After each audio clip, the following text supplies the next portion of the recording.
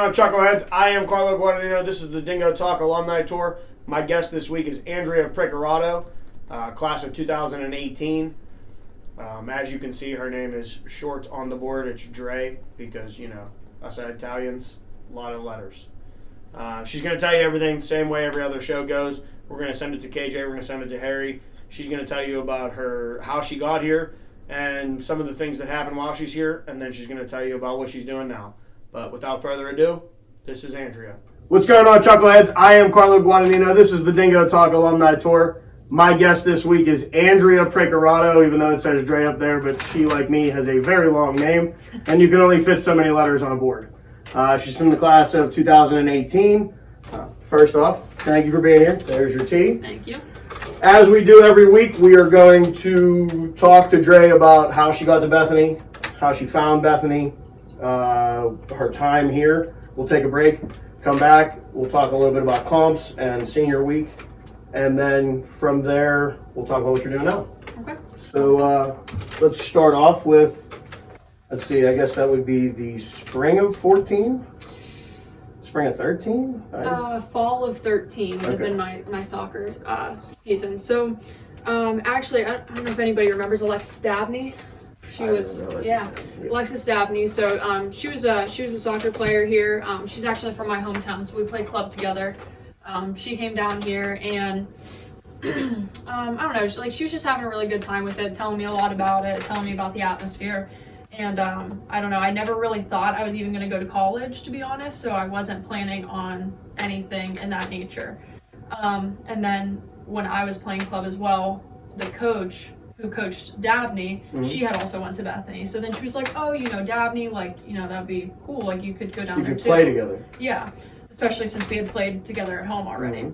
So I was like, I don't know, and my mom had cancer at the time too, so I was really skeptical about even leaving. It took me a very long time to commit too. Okay. That was one of the biggest things. If you talk to Pete Pericakis, he's the one that recruited me. He was like, you were on my board for 7 months. No, yes or no. I could not get an answer out of you. Well, that's understandable. You're going through that. Yeah. So you're in that contemplation of, do I really want to leave home right now? Yeah. Is this the right time? Right. But it wasn't too far away, and I think that was the jump. And my mom, of course, was like, no, absolutely. She wanted me to get the education, so she definitely wanted me to go. She supported me in that. Now, were you recruited as a goalie? I was. Yes. There's a little known fact for everybody out there. You're recruited as a goalie. Yeah, which is crazy as well. But so I kind of looked into it a little bit more, and I was like, you know what, I'll go for it. And so Dabney came up with the coach, watched one of my games, and my high school coaches didn't really help out a lot because I wasn't the one that they were thinking was going to go play college soccer.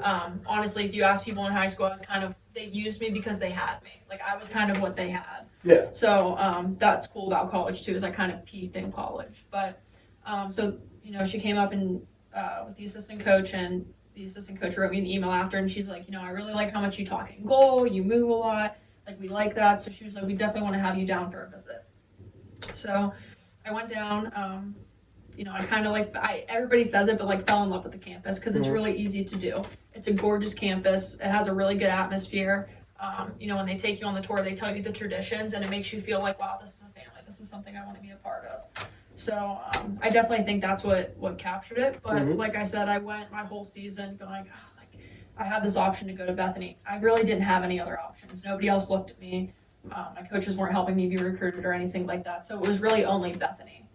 Now, does that come from, maybe now that you are a coach, and we'll get into that in the second half, but does that come into play in soccer more as it's not the high school coach that's really going to help you get recruited? It's more of the club coach or your travel coach has a connection or knows a couple people, and maybe they're there to look for somebody else. So the high school game isn't really where you get recruited for soccer. Yeah, I would agree with that for sure, because it depends on the coach a lot. And I really did have great high school coaches, but sometimes it's coaches play favorites a little bit because they're also teachers. So it's I have them in class, they're a great student, and now I have them on my team and they're a great player. Whereas club, you're getting paid more to invest into these kids. Yeah. So they spend more time. It's more competitive than the high school level. So yeah, they definitely, I think they put more work in and they want more for you. Yeah. Where it's like, oh, well, you're playing in high school, so This could be it that's for you. cool. Yeah. Yeah, and you don't pay to play. We're like club, you're paying for that Mhm. training. You're paying to get better. So you commit, Mhm. and fast forward, you're here. Let's talk about the transition from high school to college athletics. Okay. So definitely nervous, I think, like anybody, because it's like, okay, I'm coming in as a freshman, and like I said, I wasn't the best player in high school, but the way I explain it to people is, you can't expect to go and play the way that you did in high school, because in high school, like, you were the captain and you were the best on the team. Well, now you're coming with everybody who was a captain and who was the best on the team. Now you're competing. You're competing for your spot, you're competing for a school, and you're a freshman, so you're the underdog. But I think that anxiety like helped a lot because I came in and I was really prepared. Like, I crushed all the tests, beep tests. I still have that on my playlist on Spotify. Like, I still work out to that because, like, I don't know. It's just like it was a thing that it's a test. Yeah. It's anybody that's done it. It's one of those things that you're like, oh, this is dumb. But then it's that athlete comes in, the competitive nature, and you're like, no, I'm gonna beat this. Right, and that's how I was. Like, coming in, I think I transitioned a lot as a player, but like coming in, I was just like, okay, I need to be good. Where then, like, my senior year, I was treating it like it was D1 soccer. I was going to everything, like, I wanted to make sure it was the best. I was competing like I was on a scholarship because, like, I love soccer, and I think if you're gonna play at any level, you can't be like, well, it's D3, so I'm gonna miss practice. Like, it's like, no, you stay up and do your homework so you don't have to miss practice. But yeah, so I crushed all the tests, and he wasn't putting me in goal at all. And I was like, oh, what the heck? Like, I got new goalie gloves because, like, I'm going to college, like, I'm really ready. And I remember asking him one day, I was like, am I ever gonna get like a chance in goal? Because, like, I don't play the field. And he, like, pulled me aside and he's like, I recruited too many goalies. And I was like, okay, so I was like, what am I supposed to do here? I was like, are you gonna give me a chance to, like, show you what I got? And he was like, yeah, like, I'll do that. And, like, put me in, and, like, I did all right. But then it was like, oh, but you're athletic, so, like, we're gonna find somewhere for you. Yeah, he was like, we're transitioning you. And I was like, oh no, like, and then, every year usually every year, I don't know if they're still doing this now, but we would go play Wheeling Jesuit. I think they're just Wheeling College now, but we would go play them in their D2, and throughout the years, like, we were getting crushed at the beginning. We got a little bit better and we were able to compete with them, but being down here as a freshman, they were like, hey, you're gonna start at defense. And I was like, oh my gosh, like, I mean, I've always played goalie, and when I did step on the field, it was more of like forward if they ever just needed somebody. So I'm like, now I'm playing defense. I have no idea how to play defense. Michelle Paul, she was our rock star the entire time that she played. She controlled the defense, and she really helped me out a lot. And she didn't let me slack. She was like, this is what you need to do. If you're not going to do it, like, we gotta step off. Like, somebody else will come in and do it. So, a little bit of that tough love was nice, but it was definitely a transition because it's make or break. It's either you perform or we give somebody else a chance. Absolutely. And if they don't perform, then it's like you might get another chance, but then then it's right back into the same boat. You have to deliver. Yep. Every week we were fighting for a starting position. And you brought up Wheeling College. You also, I think, if we fast forward to your spring, you would go and compete against LaRoche. Yes. Almost every spring, and that's not a slouch program when you're talking Division III. I mean, no. Especially when for your group for that 4 years, I think they did make a NCAA run one of those years. They were ranked. They were nationally ranked. I know they made an ECAC run a couple of those. I mean, they were a legitimate D3. This is gonna gauge where we are before we bring the new people in. Yeah. And I think those games normally they weren't great, but they were definitely a great tool for the program. Yeah, it definitely, like, it put us into perspective of, like, where we were as a team. So, everybody comes in the fall, you transition some new players in. Spring, you're transitioning some players out, like you said. So it's like you kind of get a feel of what you have for the people that are going to be there next year without the freshmen yet. So they were definitely a good gauge in the spring. We only played half field because that was the way the tournament was set up. But then we started actually scrimmaging them as well. Instead of Wheeling, we started going back and forth, LaRoche and Wheeling. And we beat them maybe twice, but But that's a gauge Yeah. of, it's a confidence boost as a team. Absolutely.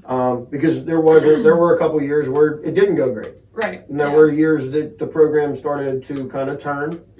I think we lost to LaRoche like 6-0 the one time, and then we came back the next year and beat them like 4-2. Yeah. Like putting goals away, and that was something we struggled with, was putting goals away. So. So we talked a little bit about the athletics, and we'll come back to that. Obviously, because there's a story Yeah. we're building towards. But let's talk about the academic transition, because you said, you weren't really looking to go to college.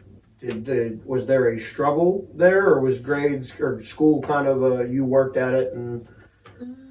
So I think there was definitely a little bit of a struggle, but I think part of what Bethany does is they are really supportive and they try to help out a lot. So like 2.9 in high school, I don't think I ever got above that. Like that was my cumulative. Not a good student. I struggled. I mean, my parents tried to help me, tutors, whatever.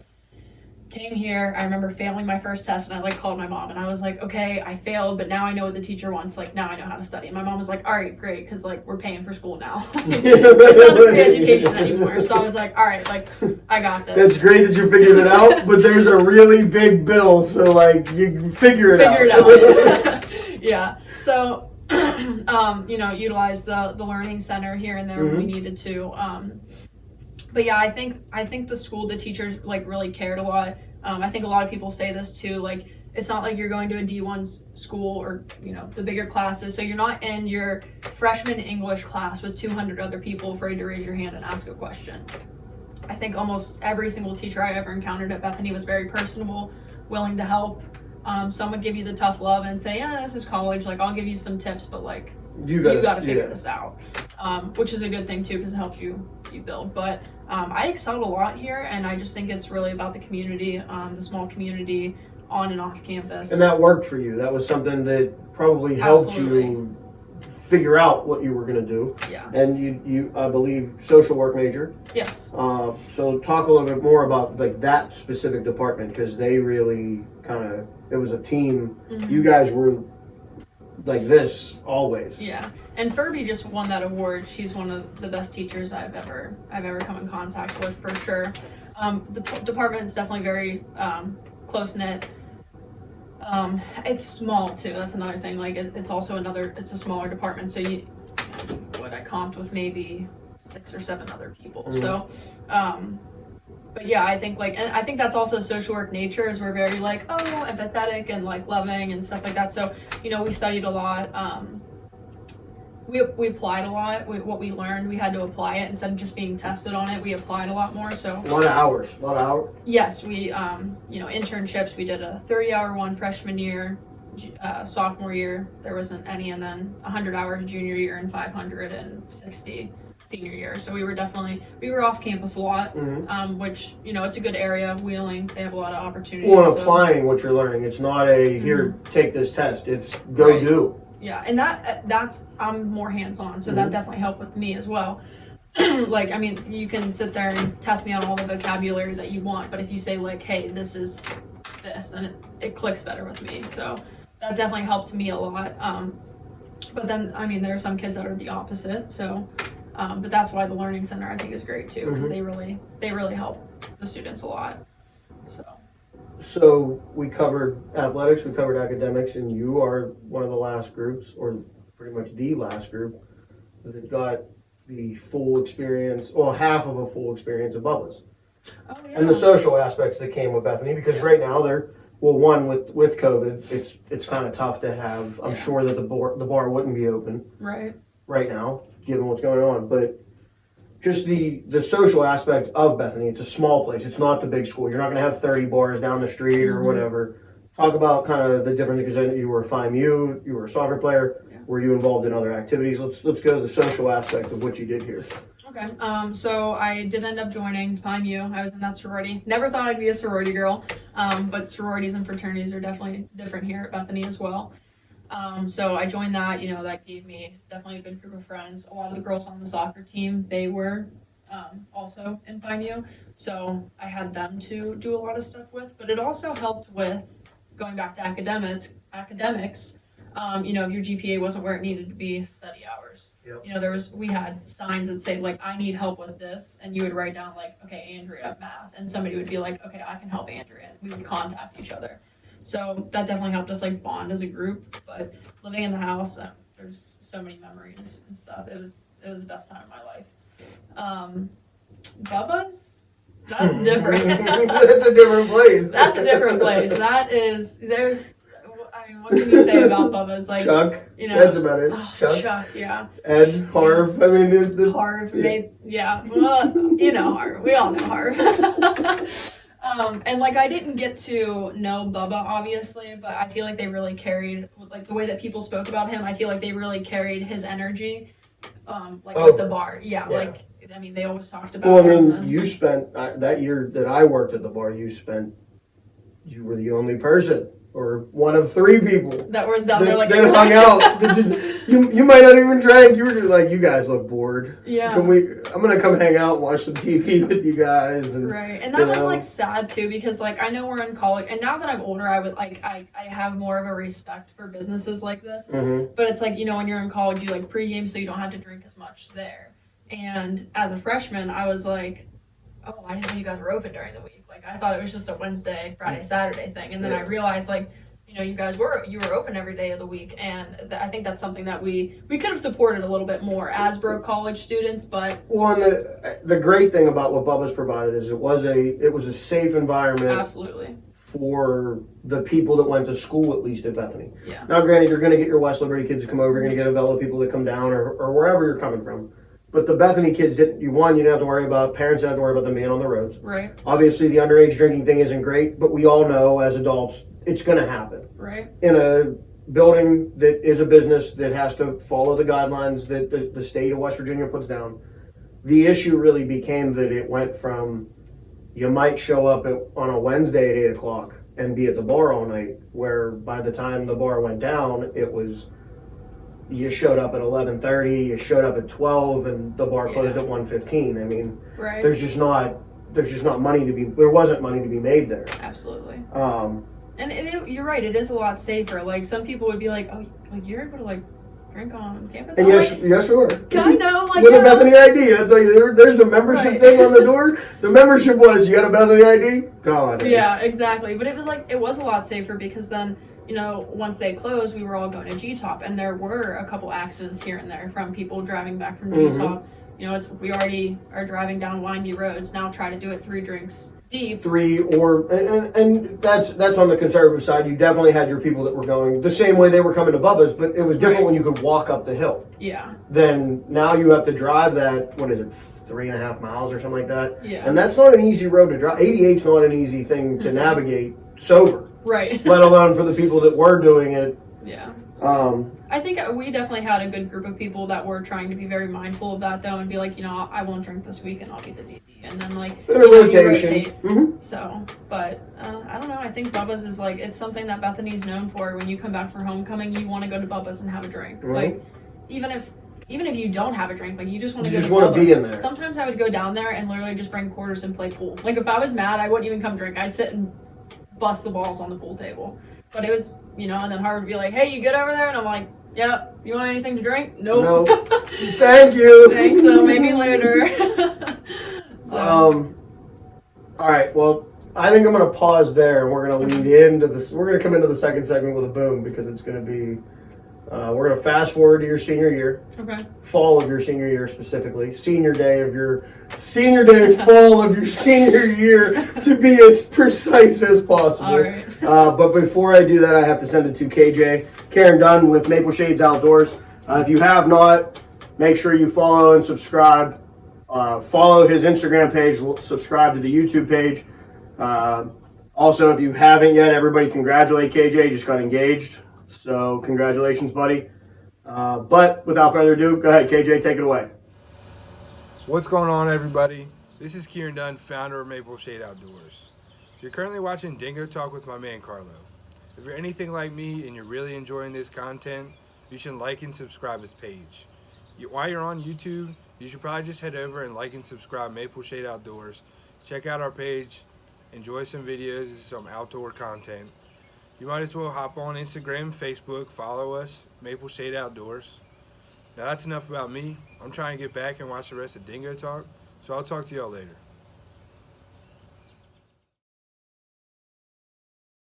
What's going on, Chuckleheads? I am Carlo Guadagnino. This is the Dingo Talk Alumni Tour. My guest is Andrea Precurato. Yeah, Precurato. Class of 2018. We were actually just talking, and I'm gonna put you on the spot. So you broke this chick's leg your sophomore year, and that, I guess we'll pick up right there. So you were playing Franciscan real tight. Mm-hmm. Break this girl. The girl. There's a collision. She breaks her leg. You're involved, and then from there, what happens? During that game? During that game. Okay. So, like, obviously, like, I'm trying to apologize to her, and she's hyperventilating, broken leg. So, and actually, this is funny, too. So we're, like, waiting for her to get off the field. Like, ambulance had to come and stuff because they didn't want to move her. And I go up to the refs, and I was like, all right, like, what's going on? Am I getting a card? Like, am I what? And they were like, it was a clean slide, and the ball went out on her. They were like, it's actually your guys' ball. So, of course, we were, like, respectful and gave it to the other team. We're not gonna be like that. But yeah, it was just like kind of like a one-on-one situation. I was coming across the field. She had beat all the other defenders, and I was like, I'm just gonna slide, and just a bad collision. So, but yeah, after that, they raised their level, and they definitely took it to us. But it was nice to compete with them for a while because they're a good program. And then the following year, you go over and try to find said girl. Oh yeah, so I go over and I try to find her, and we're getting taped and stuff, and I was like, hey, what happened to this player, whatever her number was? And they were like, oh, it was her senior year, like she's not here anymore. And I was like, oh man. And they're like, why? And I was like, well, I broke her leg last year, and I wanted to tell her, like, hey, I'm sorry, it wasn't anything malicious. And one of the girls is sitting on the tape table, and she's like, what position do you play? And I was like, defense. And she goes, oh, thank God, me too. So she's like, wanted to be as far away from you stay on your side of the field over there. Right. So, but I mean, it was a good game, and no hard feelings now. But yeah, definitely not an experience I wanted to have. Yeah. But still kind of like cool because like, it's kind of cool to say you got to break somebody's leg, but it wasn't like I was being malicious. I'm not a jerk about it. So. And so we go from junior year to the fall of 2017, senior day 2017 of Bear Bison Stadium. Yep. I believe Thomas More was the opponent. Mm-hmm. And I'll just let you. Yeah. So when they wrote about that in like the little magazine that they send out, it was neat. I don't know if any of us knew it at the time, but the last person that they lost to in the PAC conference was us 6 years prior. So it was really cool to say, like, they left the conference and we were able to beat them 6 years ago, didn't lose since, and beat them again on their way out. So that was definitely a good memory. Oh God, I like get chills and about the game. It's like one of those things too where it's like people are like, are you gonna dwell on that forever? Like, are you gonna think about that forever? And I'm like, it's not like you don't think about it every day, but it's one of those, if something comes up that's similar to it, or if you're talking to somebody from that team, it's a memory that pops back immediately. Right. And it's like some people, like talking to, I have a lot of friends that play in the OAC as well. So they've like scrimmaged Thomas More, and they're like, oh wow, like you beat Thomas More. I had friends like when I, that night of that game, they were like, Marietta, Mount Union texted me, and they're like, I cannot believe you guys beat Thomas More. So it was just a really good feeling. So it's something that I'm going to remember forever, but it's not like what I live on. I'm not like, we beat Thomas More. But it's a very good accomplishment. If you're from Bethany, it's a good accomplishment because they ended up going D2, and they were that good. Mm-hmm. They were a very good in almost every sport. It wasn't just soccer, but soccer, women's soccer, men's soccer, women's basketball, and football. They really kind of had and baseball for that matter. I'm probably forgetting a sport. Softball probably was in there too. But they were across the board. They were absolutely the team that you ranked yourself with. Right. How good are you in the conference? Right.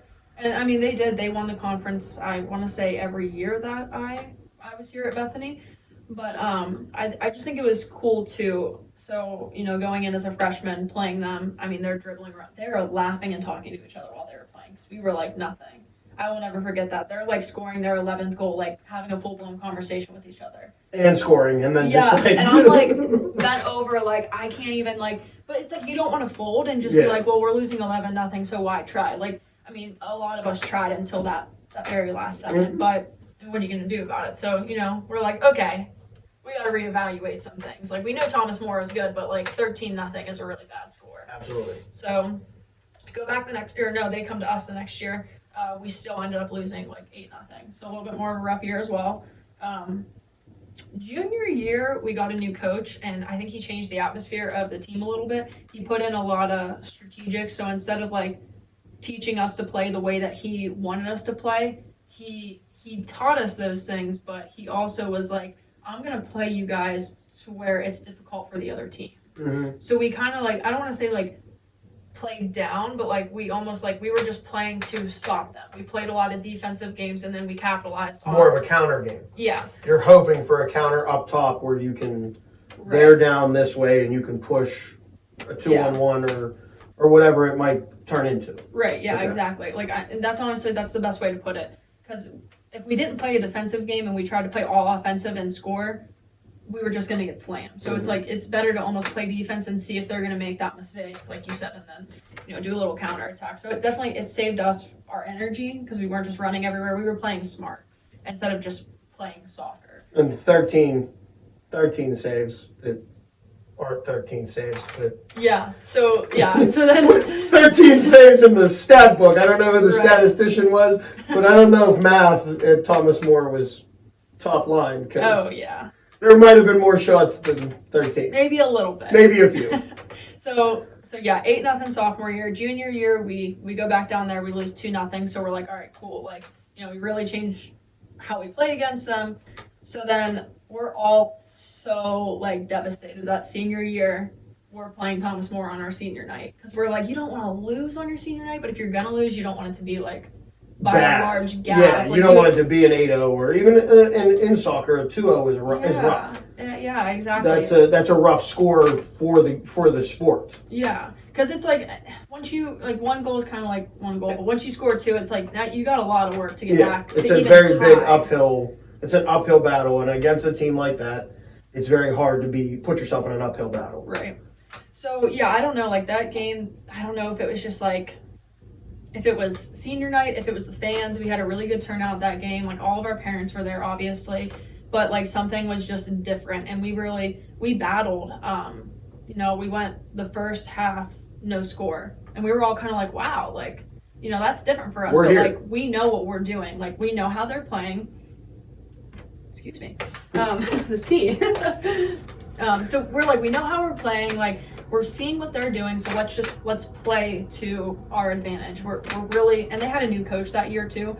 You can't blame it on that, but I think they didn't know us as Bethany as well. So like they didn't know how to go. The coaching staff didn't know. Yeah. So there was less prep. Not less prep, but it's not that same coach going. Okay, I know who the seniors are, and working his way down the roster. This is a coach that had never seen you guys before. Right, so he's only going off of what was on film.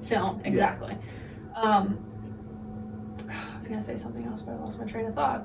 Well, anyway, so you know, we go the first half scoreless, and like you said, going into the saves. So Thomas More, that game that year was just awesome because you know, as a senior, losing to them 3 times horribly, I had a lot of like, you know, I want to compete with this team. Same with the juniors. You know, they had already had 2 games under their belt. Sophomores played him before. Freshmen were like, well, we're playing Thomas More because we know it's a rival of Bethany. Like, other than that, they don't really know anything about it. So they were more so playing for us and just for their school, but they didn't get that feeling of like, wow, like we beat Thomas More because they didn't really know. But what I like about that game is that it was such a collective effort. Like, you can't say one person won the game or one person didn't. So we have a senior keeper, Anna Riddle, comes in battling mono the entire summer. Like, she didn't even get to do preseason, so she had to make up all of her fitness tests before she could even play. She comes in with 13 saves when really there was like in the 30s for shots on goal. So we have that. 37 if Yeah. the stats are right, but 13 saves with Yeah. 37 shots on goal, but 13 saves, but the score didn't end up that way. So Exactly. who knows how many shots that were really on goal? Because I was gonna say, yeah, it was insane. There's literally nothing else to say about that except for like, it's insane. I remember turning around at one point during the game, and I had made a mistake, and they had ripped a shot on her, and she like dove for it and didn't even hit it out. Like, she caught it, and I was like, thanks for saving my back. And she was like, I'm not letting a goal in. She's like, this is 4 years. Like, I am not letting a goal in this game. So. And that's you had seniors at all levels of the field.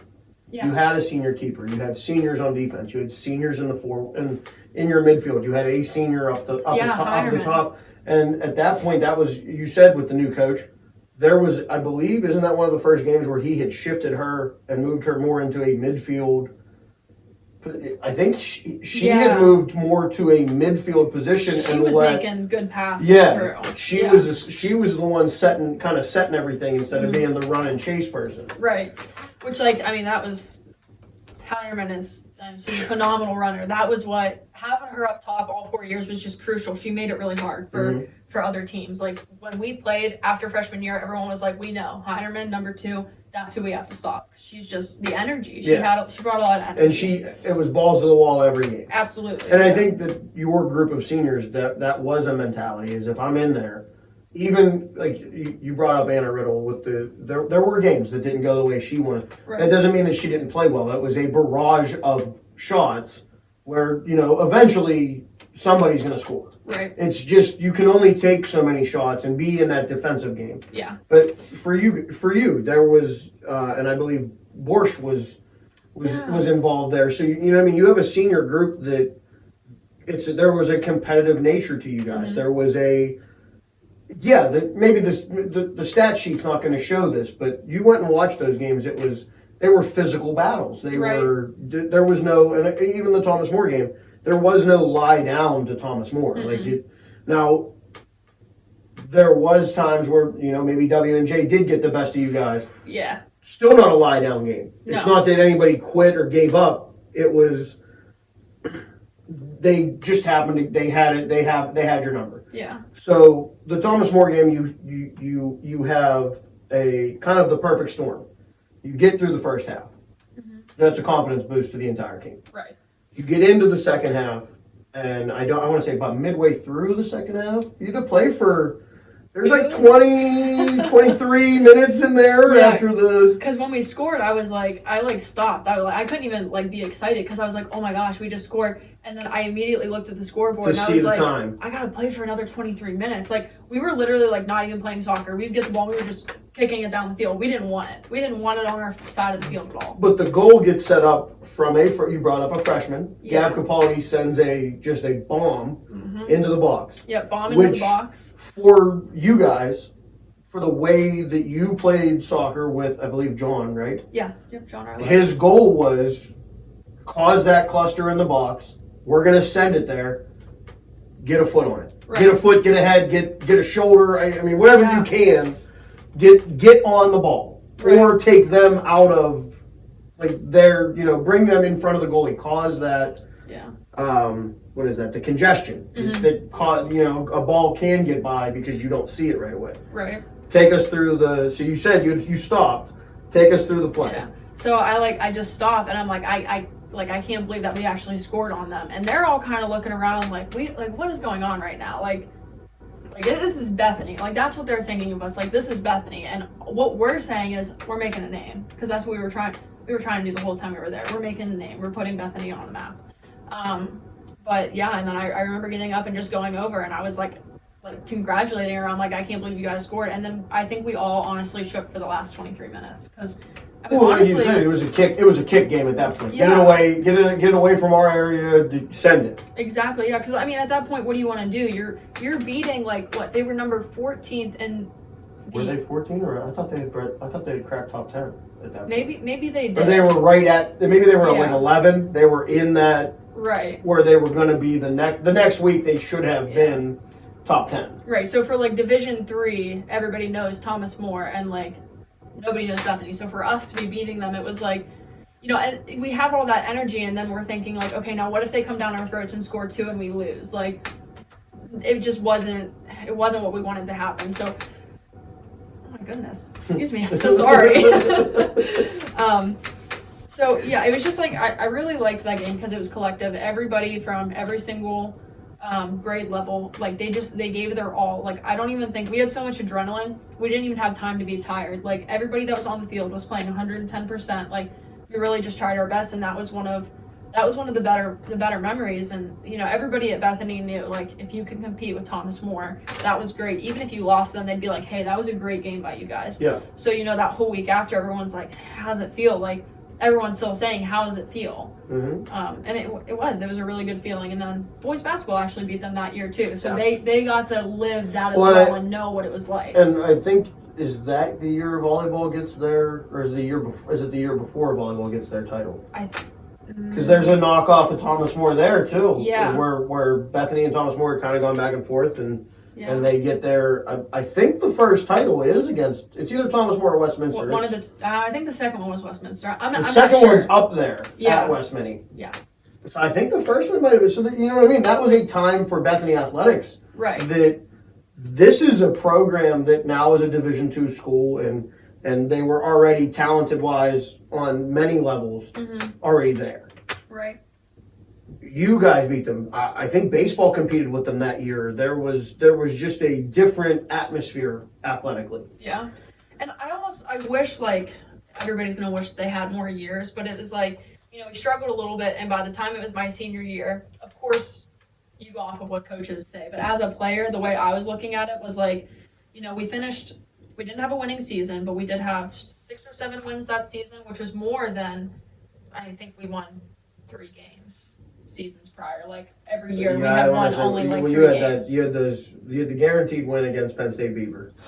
Jeez. Where Heinerman and Julie both have a record that I don't think either one of them actually claimed, because it's like, oh, it was 10 people and the blind guy that was driving the bus. Right. Like I feel so bad for that program, because everybody came in and just like, and there was always a homecoming, like a weird. I know the first year was like a weird midday homecoming thing, and it was like, what do you mean you showed up with 9 people? Yeah. You could have called us. That would have. We just taken it. Like, right. We would have done an inter squad or something. But like 9 people you showed up with. Yeah. So the Thomas More, you get that win, and that's how kind of your fall. That's a recap of your fall, and you are a winter comper. Yeah. So you now move into soccer ends. You move into the comps. Let's talk about you said to your department. It was a very, very close group with the way that you guys studied and whatnot. And we had Cassie Weiss on a couple weeks ago, and she talked about how you guys petrified her when it come to study. Oh my gosh. Because it was like everybody knew how to study, and it was, it was good for her, but it wasn't like something she was really comfortable with. Yeah. So for somebody that may be preparing, because we're in that time now where the winter comps are coming, the January comps, did you think that was a better option than going in the spring? Did you just want to have it done? What all went into how you decided to? So the way our program is set up, it's a lot, like you get the choice to comp in the winter. Like, you don't have to wait till the spring, because some people do, because they have classes that they have to take. I personally think it's better because, you're on campus now. Nobody's here. It's not warm out, so you don't even want to go outside. Where spring compers, it's like, oh my gosh, everybody's outside, like chilling on the hill, going swimming in the rivers. So I just think you get a lot more focus in that. But then you also don't have as many people at your comps because the school's not here. I think it's worth it, though. I definitely think it's worth it to do it in the fall. Or, winter, fall, however you want to call it. So I'm going to take you back to writtens. Okay. You open your folder. First reaction. After studying the way that you did, first reaction to opening the folder. There's a lot of writing. I felt like I was an English major. Because it's like, math majors are sitting there with math problems, so they're getting to, like, work it out. And I'm getting the scenario of, like, this is what's happening. The parents are fighting over custody of the kids, and what are you going to do? Like, so, I mean, it was nice because it was exactly what we had done all 4 years. It was applying our knowledge. But then, like I said, I'm sitting there literally Writing. writing 3 pages of like why I In would those do blue this. books, man, the blue Oh, books. God, yeah. I It's don't like, miss a blue book. I feel like every time I was like standing up, I'm like, can I get another one? Like I'm running out of paper. I'm running out of everything. I don't And know if my pens are gonna have ink. You know what you are in comps for the people that haven't taken them. That you're the person that makes like a person like me that's like, oh man, I'm only gonna need these 2 books they gave me, and then you hear, can I get more books? I'm running out of. Oh, You're like, shit, what am I doing wrong? Did I not write? Did I not write enough? Right. I got the answer. Should I? But Yeah. so you do writtens are it was a lot, Mm-hmm. I haven't really asked anybody this question, but so I felt when you got through the second part, the second written, Mm-hmm. it didn't matter if you passed it or not, and everybody struggles that second day, or maybe it's the first day but the second test. Yeah. Everybody struggles, and you just like kind of have this mental snap Right. at a point where you're like, you know what, I did it. I took it, and they haven't called me. Like you get to that last out the door, and people. I remember Barnes coming up to me and going, "How do you think you did? Doesn't matter. Right. I finished it. Yeah. They're gonna pass me. We're good." Yeah. And I think the worst part, and it's something that they've changed a lot, but the worst part of the old comps was that you had to wait for that phone call. Okay. You had to like. So what is it now? You said change? Now it's. I think most people know. I think even when I graduated, when I took comps, when you took comps, we knew where we were scheduled. Okay. Like your block, you knew where you were going into orals. Oh, okay. Yeah. Whereas you didn't even know back in the day. You didn't know at writtens if you were going to orals.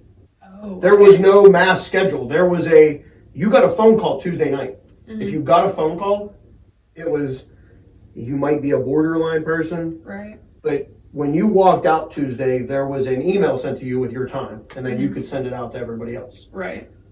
If you got the phone call, it was, listen, you might want to come into orals and be Very prepared. because or you got the phone call that nobody wants to get, and it's that you didn't do well enough on the Yeah. writtens to even, Come to orals.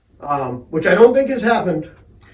No, I haven't. I didn't see that happen at all while I was there. I definitely did see a couple people not walk out of comps, and that was Yes. obviously very tragic. But most of them I know have come back and And retaken them. that's the other thing about comps is that everybody's worried about them when Mhm. you're here. But for the people that didn't walk out, there was no that community that you were talking about. There was no you're a bum because Right. you failed comps. Like anybody can fail comps. Right? Yeah. It's very easy. I you mean, don't know until you go into it. Test Yeah. anxiety. It's not. Sometimes it's not it's not about. a science. It's not an exact science. Yeah. I mean, I absolutely agree with you. Yeah. and a lot of those people, I can now that I'm thinking about the people that went through comps, it was that didn't walk out. They did come back either that next January or that next spring, and they took them, and we celebrated because it was even that much more of a celebration that they had gotten there. Right. Um, Actually, I think my junior or senior year, somebody came back to take a comps, and they had not graduated, but they had been done at Bethany like 20 some years. And they came out of comps, and they like weren't even excited for comps. He was like, "I just want to know if it's Chicken Patty Wednesday still." And like literally went down to the cafe and got Cool. chicken patties. so they ruined the chicken patties. They did. I hate to say that. I have not been to the new calf. I've just heard that it's not chicken patty. It's like a grilled chicken thing. Oh. It's not chicken. Like I'm good for the healthy. I get Yeah. it. Healthy foods, but like chicken patty Wednesday, the part of it was the chicken patty. They used to have both. You could do, the fried one. Well, and then at Chartwell's it was chicken patty Wednesday for lunch and chicken parm Wednesday for dinner. It was the chicken patties that late lunch was? Oh, we made a little too much chicken parm. It is. Oh man. So, I guess we'll go. It's probably a good spot to. What are you doing now? So you have a social work degree. You're in Youngstown. Yeah, I have a social work degree. I went back. They actually started the 1-year program for the master's when I had gone back, so I took advantage of that. I went straight through. That taught me a lot as well. That was really cool. A lot of the people I was in the program with, they had already been graduated from their undergrad and like working for 10 years. And I'm like, oh, I just graduated from my undergrad. I have no work experience. Let me come and sit in this class and like literally only be able to talk about school stuff and no life experience. But I learned a lot from that too. So that was cool. I did that, and then about 6 months after I had graduated, I finally got a job, and honestly, I'm almost sad that this is the first job that I got because I never want to work anywhere else. It's just you. It is so top notch for a social worker because everybody knows, oh, you're a social worker, so you like not making money, and I'm like, yes, I love not making money. Like, thank you. Thank you for pointing it out. Like, you couldn't have said like, wow, that's so nice. You like to help people. You're like, oh, you like to be poor, and I'm like, yes. You enjoy not having expendable income? Me too. Me too. So, but like, it's a very good paying job for a social worker. They really take care of us. Insurance is great. My supervisors, I couldn't ask for anything better. I don't know if I want to stay in Youngstown, Ohio for the rest of my life, but while I'm there, that's where I want to be. I think it's a great job. So I work with, it's like, we're delegated through an insurance company, so I can work with anybody from 18 till end of life as long as they're eligible for Medicare and Medicaid. So it's a lot of like disabilities. So I have some MS members, cancer, end-stage renal disease, and they don't want to go to a nursing home because who wants to go to a nursing home if you don't have to? That. Absolutely. So, I set them up with like meals. They'll get home delivered meals so they don't have to cook as much, or they'll get aides in the home to come help them shower and clean and do the day-to-day tasks that they still want to be able to accomplish, but you just need to make sure somebody's there in case. Right, yeah. So, and like without me, then they have to be agreeable to the case management to have that type of insurance. So, I'm also like the fun social worker. Like some people are like, oh, are they mad when you go to their house? And I'm like, no, they love me because they know that I'm helping them get what they need. So a lot of people think social work as well, and they're like, oh, mental health. And, I get a nice taste of that a little bit, and I have a lot of members that, they pour out a lot of their life to me, but then I'm like, I help them with what I know that I can do, and then I'm like, but if it's that big of an issue, we're going to get you in-home counseling. Yeah. So then they don't even have to leave their house to go to counseling. But we'll get you somebody that this is better, they're better equipped. Right. To do. It's their specialty. Yeah. So it's like, I know all the tricks and stuff, but I don't train on that stuff every day. So, I love it. When I came here, I was a physical education major. I just, because everybody that's been on the show, I just keep getting to bring back. I was also an education. I was a history education major. I was a football player. I was going to come and be a typical high school history teacher. Yeah. That coached football, and that was going to be my life. And then I got put in front of a camera, and here we are. Fell in love with it. But look at what you're doing now. So it worked out the way it was supposed to. You mentioned that you're back in Youngstown. Yes. So you're now a second aunt. Right? I am, You're yeah. newly second aunt. Congratulations to your brother. Also, I know your dad has a restaurant. He's trying to work his way out of it and get it moved. So if anybody's looking to buy a bar restaurant, it's for sale, Youngstown, Ohio. It's called Molly's Restaurant. So he had owned that for 38 years, and met my mom there, and it was time for him to get out of it. Time for him to retire. He's having some health issues, so that was really cool. But it's a cool family place. So I guess we're at that point. We're at the point of the show. We're gonna ask the last two questions, and then we're gonna send it off to Mr. Chambers and all his deliciousnesses. Just those sandwiches. So you pointed out when you were here that you played here as if you were a Division I or Division II scholarship athlete. You weren't. You were a Division III athlete. Yes, I was. Why Division III? And then after why Division III, why Bethany? And it doesn't just have to be Bethany, the small liberal arts college. Okay.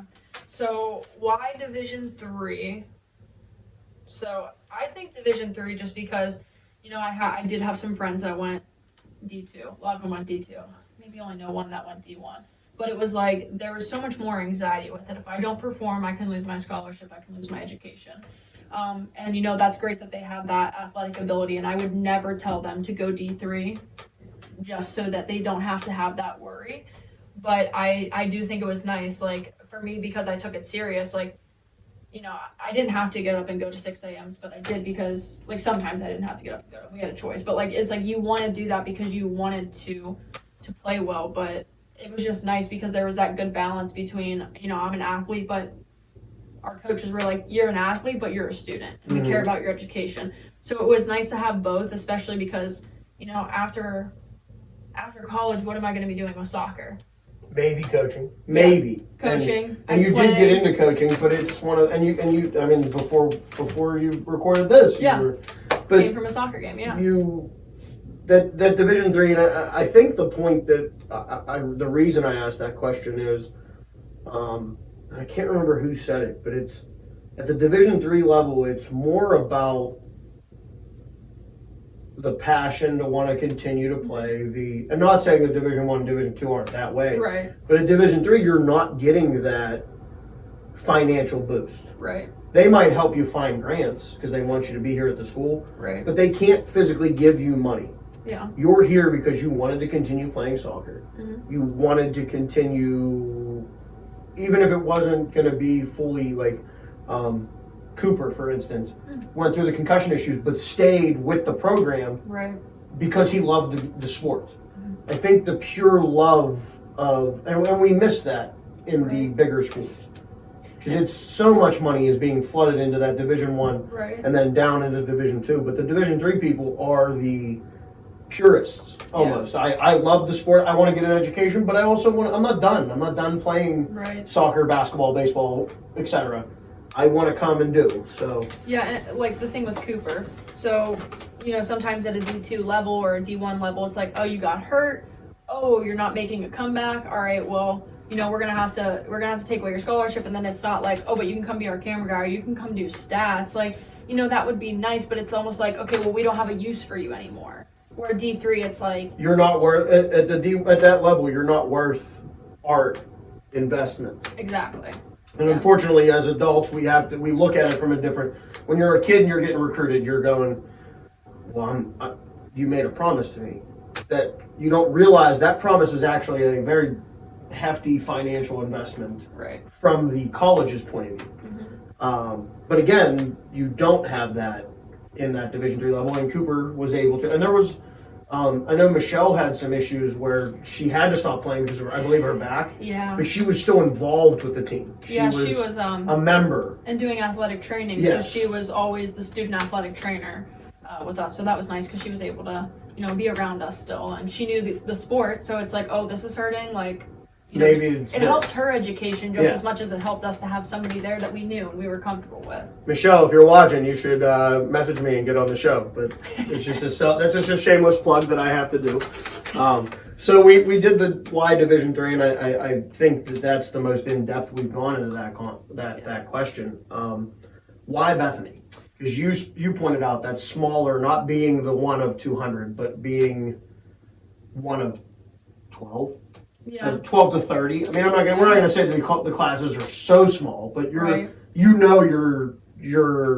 professor and he knows you or she knows you. It's not a.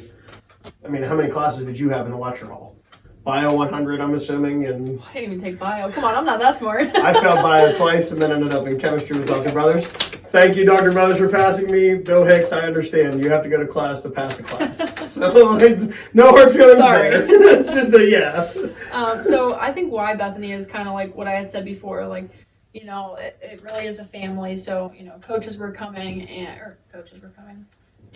coming, professors were coming, to games, and they were watching, and they might have never watched soccer before, but you were in their class, and it's like, you come to my class, I want to come to a game. Mm-hmm. We kind of did for each other. Or even Sam Googe. I mean, before you got here, that's a relationship you have. That's not a guy that now he is because he's taking the pictures and everything, but not a guy that is necessarily needed to be involved and be at the. He doesn't have to go to those events. He chooses to. Right. Yeah. There's a lot Heather of passion Taylor. Here. Oh, another one, and HT is the Bison backer. I believe I don't even think it's called that anymore. I think it's called the HT or the Heather Taylor Award. I believe so.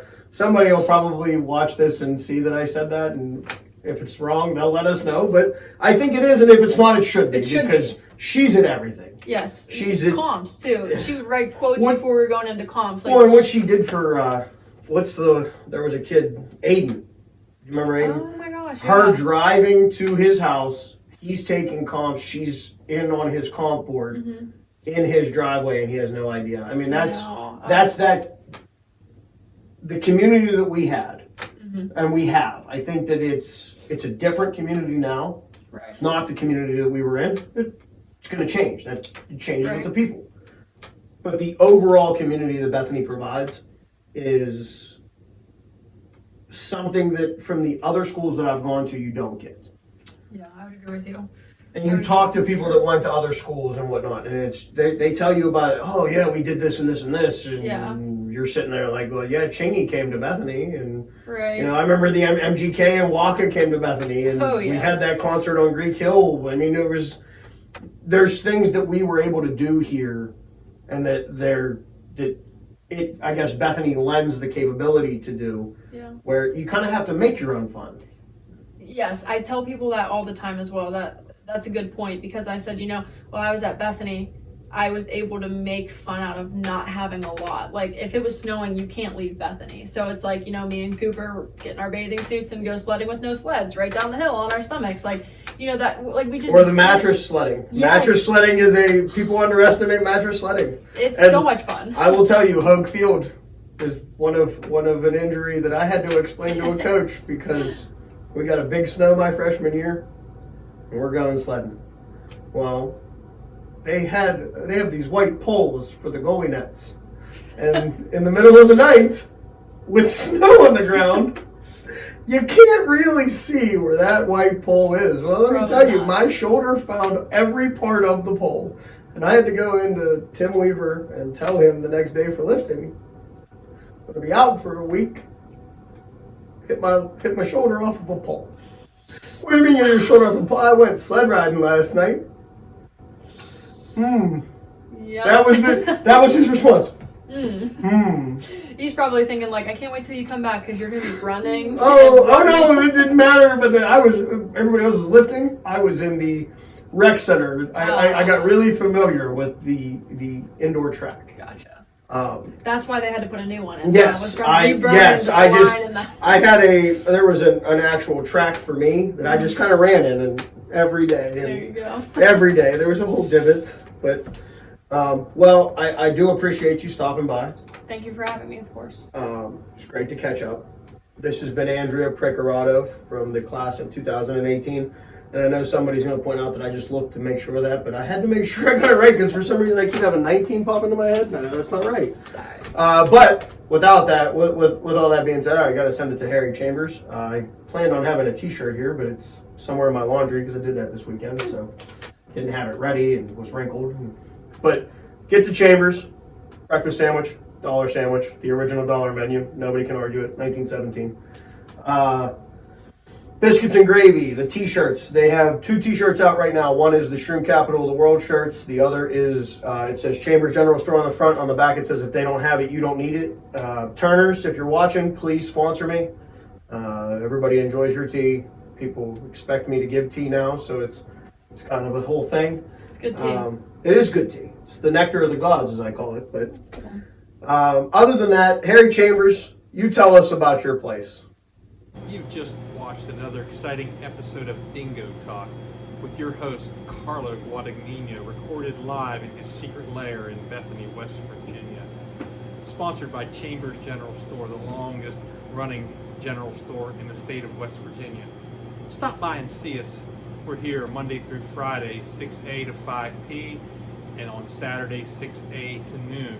Get a breakfast sandwich or our new sausage, biscuits, and gravy.